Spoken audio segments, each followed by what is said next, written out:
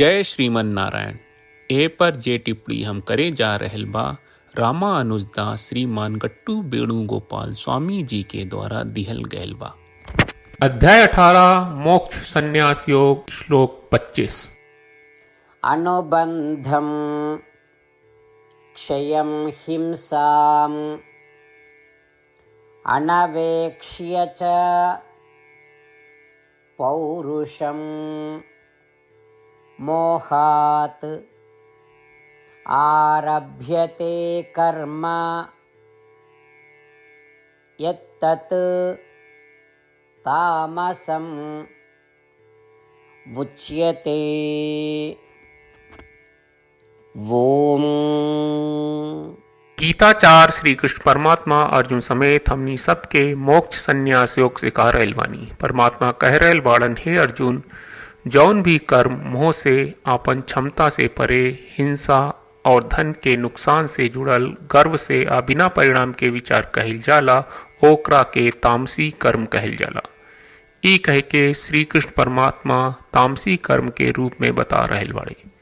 ऐसे हमनी के अपना क्षमता से बाहर, जौना में पैसा के नुकसान और हिंसा होके कौनो काम न करे के चाहिए, बल्कि श्रीमन नारायण की सेवा संतुष्टि खातिर सब कर्म करे के चाहिए।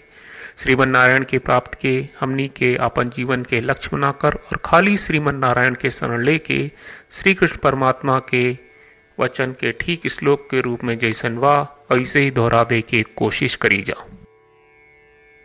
अनुबंधम क्षयं हिंसाम अनवेक्ष्य च पौरुषम मोहादारभ्यते कर्म यत्तत्तामसमुच्यते।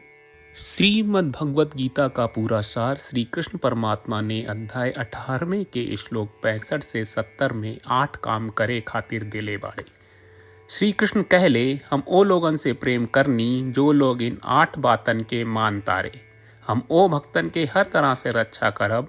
श्री कृष्ण परमात्मा के द्वारा बोलल गईल संपूर्ण भगवत गीता सुनला के बाद अर्जुन कहले, करिष्ये वचनम त्वा, जेके मतलब बा, कृष्ण मैं उही करब जौन आप कही।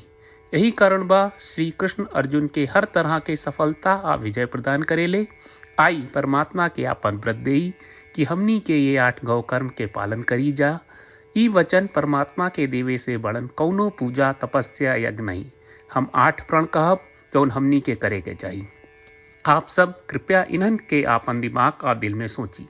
श्री कृष्ण के आपन वचन देवे के ई तरीका में हमनी सबकी कल्पना करे के चाहिए कि श्री कृष्ण का चेहरा खुशी से चमकत बा और खुशी के एहसास करत बा। जय श्रीमन नारायण। यहाँ हमनी के 8 वादा बा। हमनी के पहला वादा, हे श्रीमन नारायण, आपका निर्देश के मुताबिक हम हमेशा तोहार ध्यान करब और तोहार बारे में सोचब। हमनी के दूसर वादा, हे श्रीमन नारायण, आपका सलाह का अनुसार हम हमेशा आपका भक्त रहब। हमनी के तीसर वादा, हे श्रीमन नारायण, हम आपन सब काम तोहरा सेवा के रूप में और तोहरा संतुष्टि खातिर करब।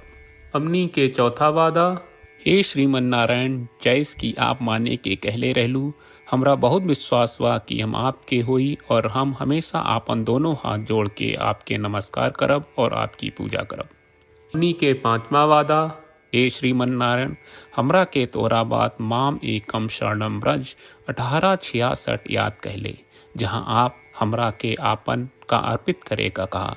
श्रीमन नारायण, मैं हमेशा तोहरे शरण में रहब। हमनी के छठवां वादा, हे श्रीमन नारायण, हमरा के तोहरा बात माँ सुचहा 1866 याद कहले कि आप हमनी के शोक ना करे का आश्वासन दे रहे बड़े। हम अब और शोक ना करब। हमनी के सातवां वादा, हे श्रीमन नारायण, आपने हमरा खातिर श्रीमद् भगवत गीता के वितरण करके हम सबके कृपा कहले और आशीर्वाद दहले बा। हम वादा करत बानी कि रोजाना कम से कम 1 श्लोक पढ़ब या सुनब। हमनी के 8वां वादा, हे श्रीमन नारायण, आप गीता के पूरा मानवता तक ले गयलू।